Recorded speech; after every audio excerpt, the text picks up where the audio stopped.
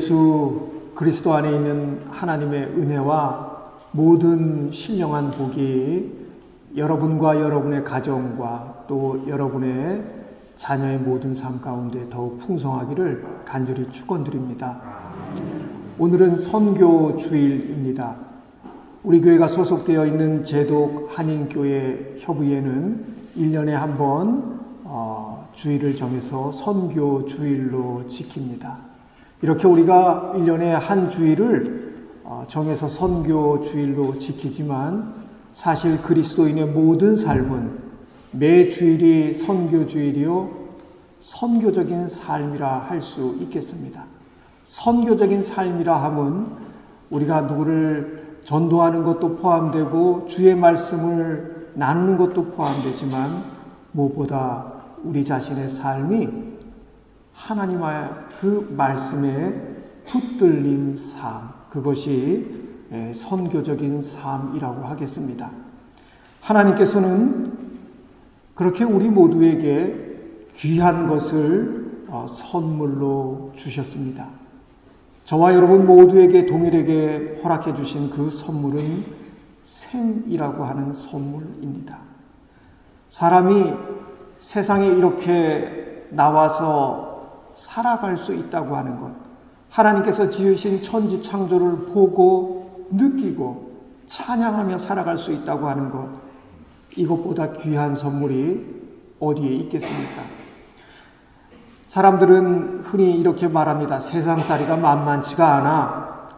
세상살이가 힘들어. 그렇다고 말을 하지만 그렇다고 할지라도 생이라고 하는 선물을 도로 가져가라고 그렇게 할 사람은 아무도 없는 줄로 압니다.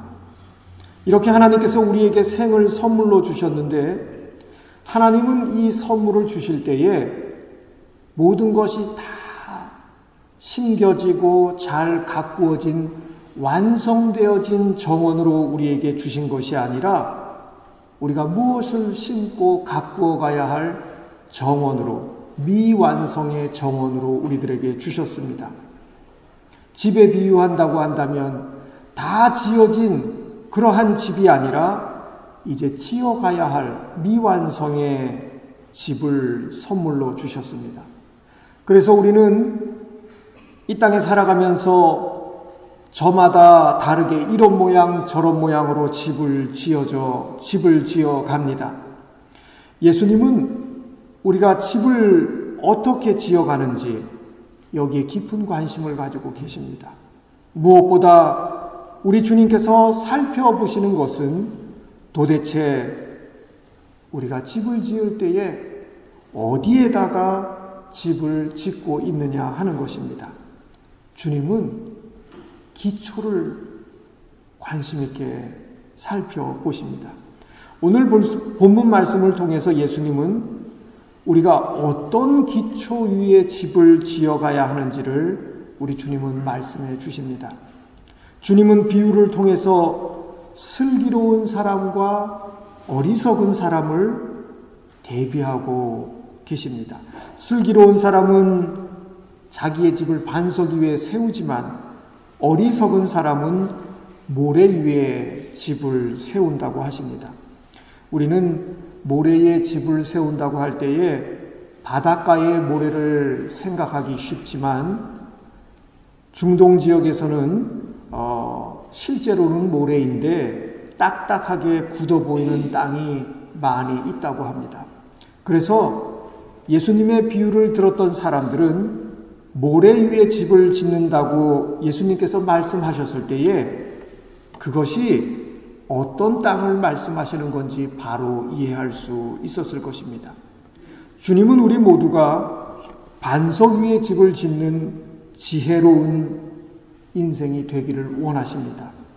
또한 예수님이 말씀하시는 대상은 우리가 오늘 말씀을 눈여겨볼 때에 세상의 모든 사람들을 대상으로 말씀하시는 것이 아님을 확인하게 됩니다. 예수님과 함께 산에 올라서 산상수훈을 듣고 있는 예수님의 사람들에게 말씀하고 계십니다. 예수님의 말씀을 이전에 들어본 적이 없는 사람이 아니라 말씀을 접하고 읽고 들은 사람들, 예수를 알고 예수를 믿는 사람들을 향한 말씀입니다.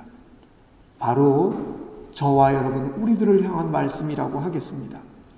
그러므로 예수를 믿는 사람은 반석 위에 자기 집을 짓는 사람이고 예수를 믿지 않는 사람은 모래 위에 집을 짓는 사람이구나. 그렇게 단순하게 이해될 수 없는 말씀입니다. 예수님의 말씀을 듣고 읽고 예수님을 믿는 사람들, 우리들을 향한 말씀이기 때문입니다. 그래서 우리가 이 주님의 말씀 앞에서 더욱 정신을 가다듬게 됩니다. 예수를 믿는다고 하는 사람들 중에 어떤 사람은 반석 위에 집을 짓고 있지만 어떤 사람은 모래 위에 집을 짓고 있다는 경고의 말씀도 되기 때문입니다. 그러면 도대체 누가 반석 위에다가 자기 집을 지은 지혜로운 사람입니까? 24절 말씀에서 예수님은 내 말을 듣고 그대로 행하는 사람이 그렇다고 하십니다. 그러면 예수님이 언급하신 내 말은 도대체 어떤 말씀을 이야기하는 것입니까? 그것은 마태복음 5장에서부터 7장까지 오늘 본문 바로 앞에까지 이어지는 산상수훈을 뜻합니다. 팔복 설교를 시작으로 이어진 그 산상수훈을 통해서 예수님은 하나님의 백성을 위해서 보배롭고 주옥 같은 말씀을 들려주셨습니다. 그렇게 말씀을 들려주신 후에 모든 이 산상수훈의 결론 부분에 해당되는 말씀을 하시는데 그것이 바로 오늘 우리가 함께 읽은 본문입니다. 24절 맨 처음에 나오는 그러므로라고 하는 이 표현은 앞에 나와 있는 모든 산상수훈의 말씀을 받아서 이제 주님이 말씀하시는 결론 부분과 이어주는 내용입니다. 산상수훈을 통해서 하나님의 백성이 들어야 할 내용을 전하신 예수님은 이렇게 말씀하시지요. 내 말을 듣고 그대로 행하는 사람은 반석 위에다 자기 집을 지은 슬기로운 사람과 같다 할 것이다. 우리는 이 말씀을 들으면 그대로 행해야 되는구나, 순종해야 되는구나, 여기에 주목하게 됩니다. 그러나 이것보다 우리 모두가 더 먼저 주목해야 하는 것이 있는데 이 말씀을 하고 계신 분이 누구인가 하는 것입니다. 이 말씀을 하고 계신 분의 궁극적인 권위와 정체성을 우리가 확인하는 것입니다. 산상수훈은 어떤 도덕적인 고상한 도덕을 모아놓은 책이 아닙니다. 산상수훈은 높은 수준의 윤리적인 생활을 위해서 지켜야 할 도리를 모아놓은 어떤 그런 금원집이 아닙니다. 우리가 먼저 집중하기를 원하는 것은 이 산상수훈을 전하신 예수 그리스도의 궁극적인 권위에 대한 것입니다. 우리가 이 말씀에 집중하는 것은 무엇보다 예수 그분이 누구이신가, 그분이 어떤 분인가라고 하는 사실에 있습니다. 여러분, 우리가 매일 저녁마다 8시에도 뉴스가 나오고 시간마다 뉴스가 나오는데 뉴스를 보면 문제가 되고 있는 사회적인 현안을 보도하면서 반드시 그 분야의 권위자의 그 진단과 의견을 들려주는 것을 봅니다.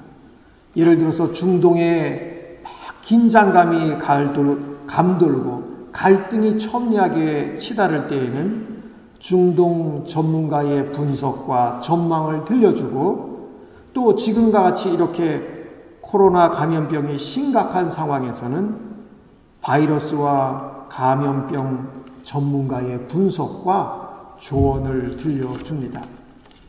또 환경 문제를 다룰 때에는 기후변화가 가져오고 있는 재앙이 무엇인지 이러한 재앙을 피하기 위해서 인류가 시급하게 해야 할 일이 무엇인지 전문가의 의견을 들려줍니다.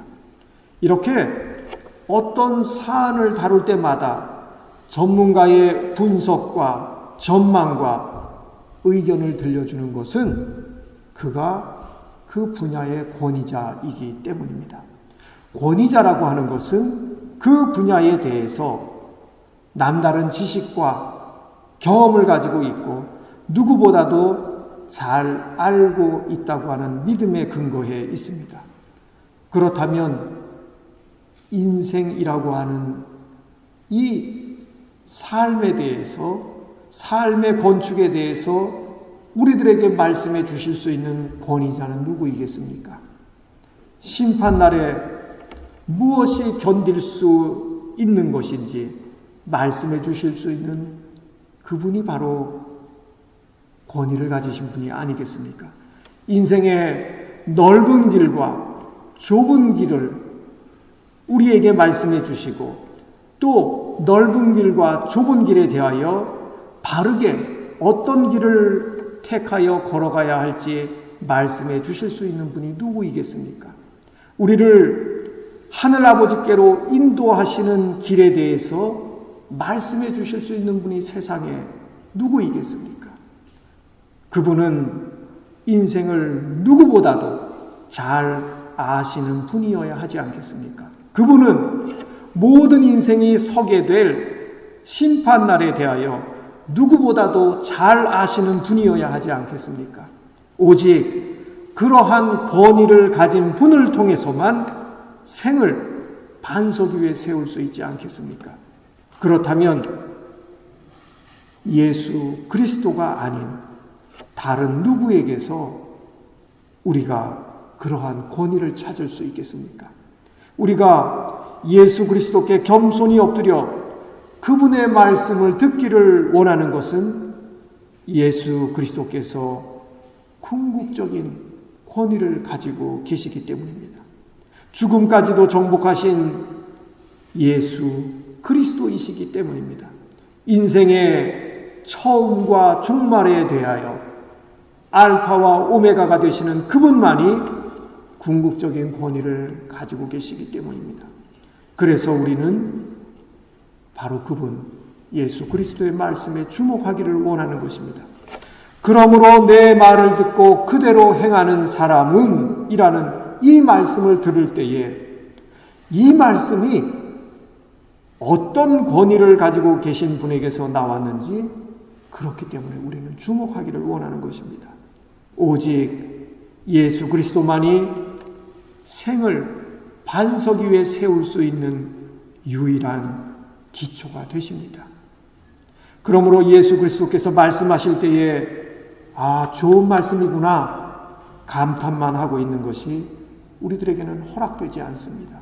예수 그리스도께서 말씀하실 때에 훌륭한 말씀이구나 그렇게 지적으로 동의만 하고 있는 것이 우리들에게는 허락되지 않습니다. 예수님이 말씀하실 때 우리는 그분 앞에 겸손히 무릎을 꿇으라고 하는 도전을 받습니다. 예수님이 말씀하실 때 우리는 그분의 말씀에 순종하라고 하는 도전을 받습니다. 예수 그리스도의 말씀 앞에서는 선택을 마냥 보류한 채 중간지대에 머물러 있을 수는 없습니다. 우리가 예수 그리스도를 믿고 산다고 하는 것, 주님의 말씀을 붙들고 살아간다고 하는 것은 내 삶을 중간지대에 놓아두지 않고 그분이 말씀하신 자리에서 살아가겠다고 하는 그러한 응답과 결단이 포함되어 있습니다. 산상수훈을 통해서 예수님은 우리가 결단하기를 도전하십니다.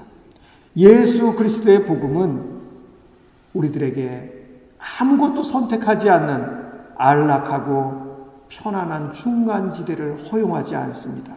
예수 그리스도의 복음은 하나님 나라 안에 있든지 밖에 있든지 둘 중에 하나에 관한 것입니다. 예수 그리스도의 복음은 좁은 문에서 시작해서 천국의 삶으로 들어서든지 결국은 멸망으로 끝나버리게 되는 넓은 길에 머물러 있든지 둘 중에 하나에 관한 것입니다. 그래서 예수 그리스도 앞에서 우리는 두 가지 응답을 드릴 수 있을 뿐입니다. 생명의 문에 들어가느냐, 아니면 아무런 결단 없이 멸망으로 끝나버릴 자리에 머물러 있느냐, 이 두 가지 응답 가운데 하나를 선택할 수 있을 뿐입니다.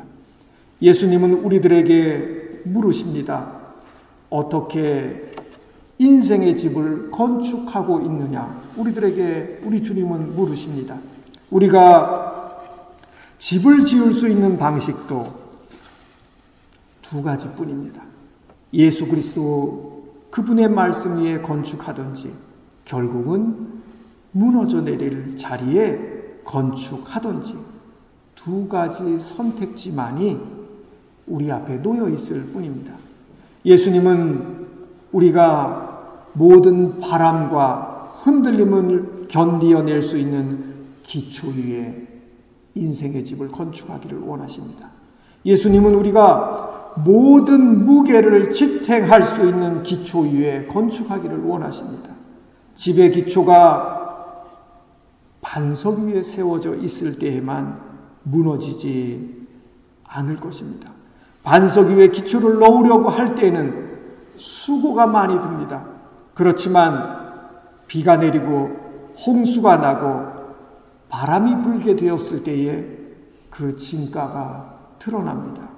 창세기 성경에 보면 노아가 그런 인생을 건축했던 것을 우리는 봅니다. 하나님께서 세상을 심판하시기 전에 노아에게 노아야 방주를 지어라 하고 명하십니다.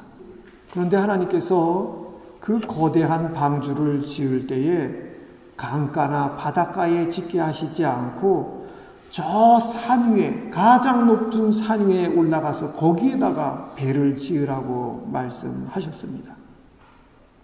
그런데 노아는 사람의 눈과 사람의 상식으로 볼 때에는 도저히 이해가 가지 않는 그 말씀에 순종해서 하나님께서 명하신 대로 산꼭대기에서 방주를 지었습니다. 창세기 6장 22절에 보니까 노아는 하나님께서 그에게 명하신 꼭 그대로 행했다고 그렇게 전하고 있습니다.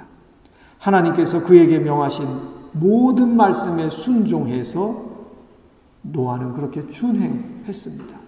사람들은 노아가 일을 하고 있는 것을 보면서, 산 위에다 방주를 짓고 있는 것을 보면서 비웃기도 하고 조롱하기도 합니다. 하지만 노아는 사람들의 말에 흔들리지 않고 하나님의 말씀에 그의 삶을 맞추었습니다. 마침내 때가 찼고 홍수 심판이 시작됩니다.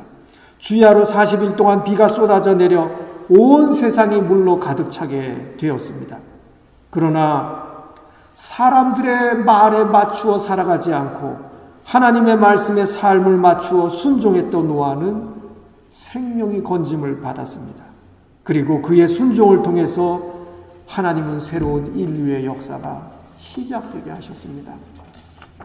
우리가 지금까지 달려온 시간, 지내온 삶을 돌아볼 때에 우리는 혹시 신앙의 날림 공사를 해온 것은 아닌지요? 쉽게 가려고 하면, 빨리 가려고 하면, 아무런 정성과 수고가 없이 가려고 하면 틀림없이 날림 공사가 되고, 날림 공사는 반드시 와르르 무너지게 되어 있습니다. 모든 바람, 흔들림, 모든 무게를 지탱할 수 있는 유일한 반석 위에 인생의 집을 더욱 건축해 가시는 여러분 모두가 되시기를 바랍니다. 세상에 그 어떤 사상이나 풍조와 철학을 생을 건축할 반석으로 우리는 삼을 수 없습니다. 그러한 것들은 영원하지 않기 때문입니다. 예수 그리스도만이 영원히 변하지 않고 흔들리지 않을 유일한 반석이 되십니다. 찬송가 204장 가사에 세상 모든 사람들 집을 짓는 자니 그렇게 노래합니다. 우리는 저와 여러분 모두는 인생의 집을 짓고 있습니다. 길과 진리와 생명이 되시는 참된 반석이신 예수 그리스도 이외에 생을 건축해 가시는 여러분 모두가 되시기를 주님의 이름으로 간절히 축원합니다.